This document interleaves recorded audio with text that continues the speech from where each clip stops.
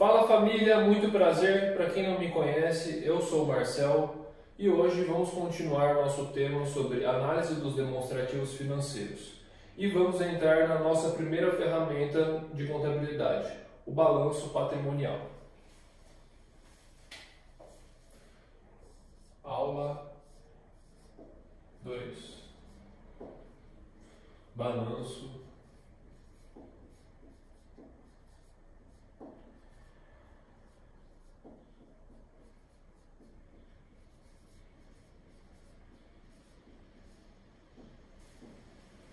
Na última aula, vimos quais são as competências que um analista precisa para decidir fazer uma análise de uma empresa. E chegamos à conclusão de que a principal delas é conhecer o negócio. E uma ferramenta que a contabilidade nos dá, muito interessante, é o balanço patrimonial. O que o balanço patrimonial é? Bem, ele mostra como o dinheiro da empresa está alocado naquele momento. O balanço patrimonial nada mais é do que uma foto da empresa naquele momento. Por exemplo, em um release de resultados, temos que, por exemplo, a Embraer divulgou seus resultados no dia 31 de dezembro de 2019. Se nós olharmos o demonstrativo financeiro do período, no balanço patrimonial da empresa, veremos que no dia 31 de 12 de 2019 constam as contas e os valores. Esses valores são exatamente a foto, é como a empresa está naquele momento. Ela representa o exato instante daquele final de período. Então, dessa forma, podemos analisar esses dados. Mas, antes, você precisa entender como é composto o balanço patrimonial. E ele é dividido em dois lados.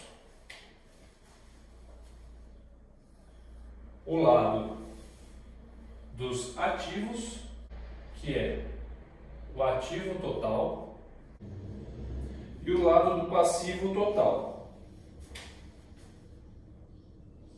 que é dividido em duas partes. É dividido em passivo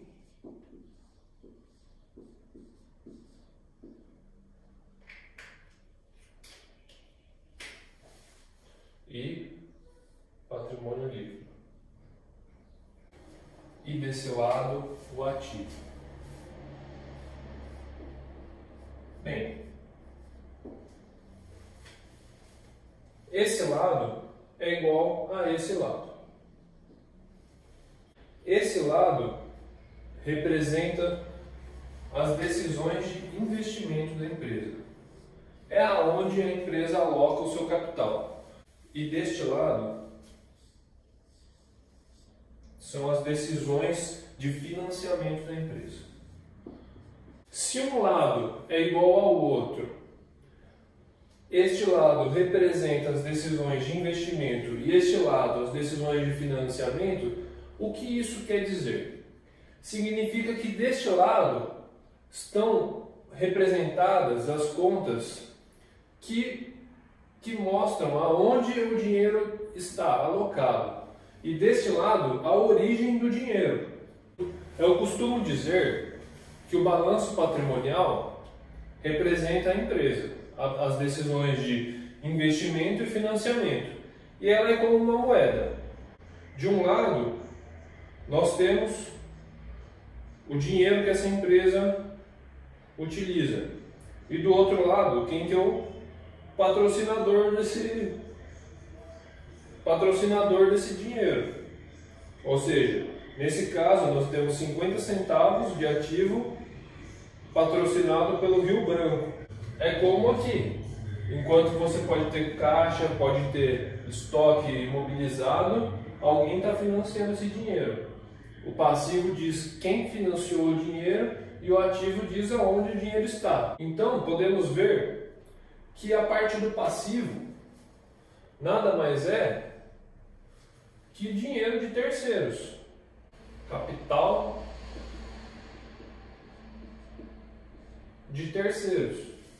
São fornecedores, são pessoas que trabalham na sua empresa, são impostos, você deve para o governo, no caso, são empréstimos bancários, capital de terceiros. E outra forma de financiamento é o capital próprio. É o sócio, o acionista, o dono da empresa.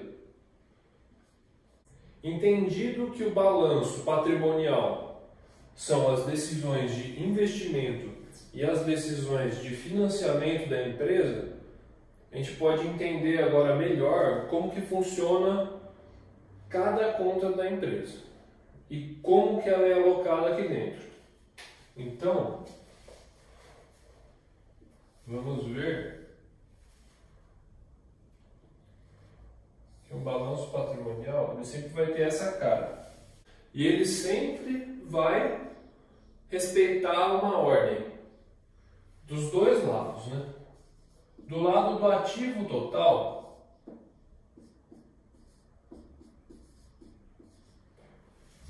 nós temos a pecking order, ou seja, a ordem de alocação dos ativos. Ela respeita quanto mais em cima, mais para cima ele tiver, maior é a liquidez.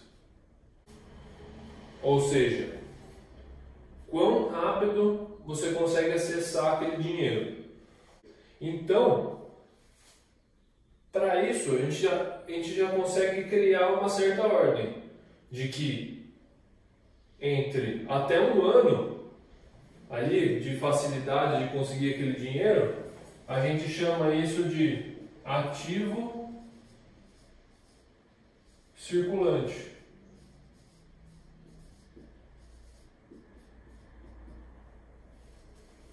O que seria o ativo circulante? Aquele ativo que você consegue acessar dentro do período de um ano ali na sua empresa. Ou seja, o caixa, aplicações financeiras, contas a receber, estoques. Geralmente são as principais contas que a gente encontra no ativo circulante. Após um ano de liquidez, são ativos que você vai demorar mais para conseguir vender ele, se você precisar. Se você precisar desse dinheiro, ele é mais difícil de você conseguir. Ou seja, a liquidez é menor. São ativos não circulantes. Ou seja, investimentos. Neste caso, investimentos pode ser como a TOTUS, que compra parte de outras empresas sem conseguir o controle delas e declara como investimentos. Também temos imobilizado. Pense num prédio que a empresa compra para colocar suas operações. Pensa num centro de distribuição que a empresa adquire ou constrói, tudo para melhorar a sua logística. Tudo isso é imobilizado. Máquinas que ela compra, automóveis, são imobilizados. E intangíveis. O que são os intangíveis? Os intangíveis são marcas. Imagina a Coca-Cola vai lá e compra a Pepsi. Ela compra a marca Pepsi. Como que é definido o valor da marca? Bem, ela é um intangível. A marca é algo que se constrói e que não é palpável. É algo que são quantas pessoas gostam daquilo. É algo meio que não é palpável. Então acaba se tornando um intangível, como uma marca, uma patente, algum software. As empresas compram outras marcas, outras empresas, as carteiras de clientes deles, isso acaba sendo declarado como intangível. Então a gente cria uma regra aqui. O que é o imobilizado? Aquilo que é físico, que você consegue consegue pegar ali a lousa, é o prédio, é o carro, o intangível, a marca, o software, a patente. E o intangível sofre amortizações. É a perda de valor com o tempo, sabe? Aquele software, ele vai ficando antigo e logo ele vai precisar ser substituído por um outro software, ou seja, ele sofre uma amortização com o tempo.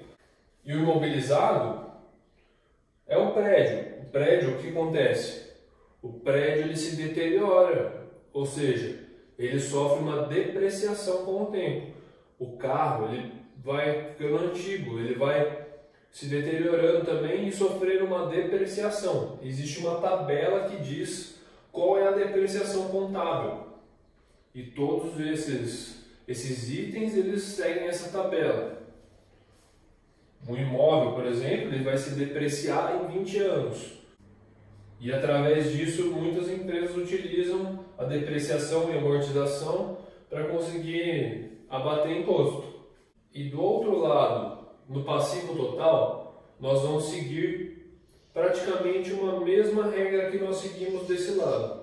Só que ao invés da liquidez, a gente vai usar a exigibilidade. Do mesma coisa que desse lado aqui, temos o ativo circulante, então aqui temos o passivo circulante. O que seria a exigibilidade? Quanto necessário pagar aquilo? Então, pensa. Fornecedores, salários, impostos, bancos, empréstimos no caso, né? Pensa que você precisa muito pagar, deixa de pagar o seu fornecedor. O que vai acontecer com a sua empresa? Será que ela vai deixar de funcionar?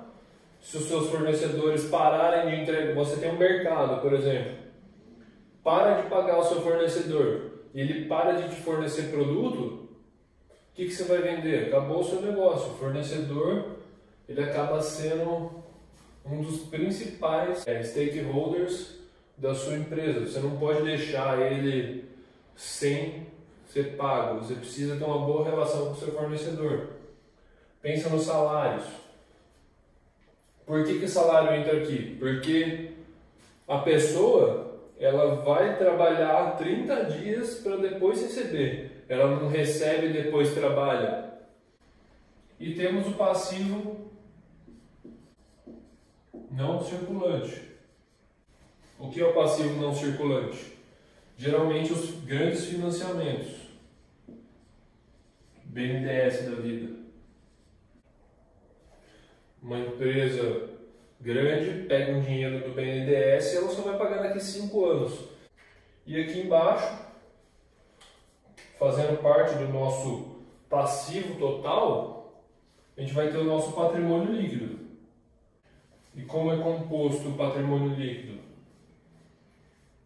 Capital social, que é o dinheiro dos sócios, reserva de lucros, basicamente.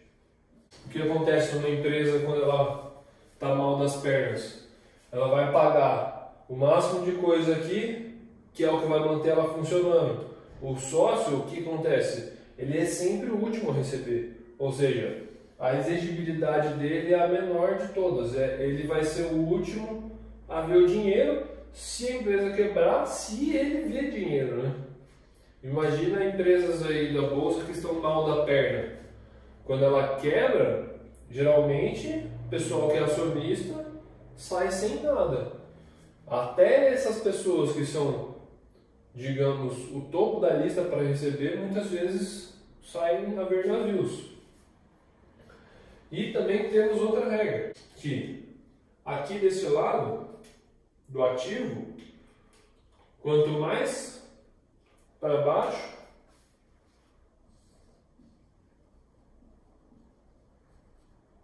maior o retorno futuro. Ou seja, você coloca um imobilizado pensando no retorno futuro maior. Você constrói um prédio porque você quer usar ele para ter um retorno maior. A expectativa de retorno aqui para baixo é muito maior. E do lado do passivo, a mesma regra. Quanto mais para baixo, maior a onerosidade. Mais oneroso. O que seria oneroso? Juros. Fornecedor. Não tem juros implícitos, né?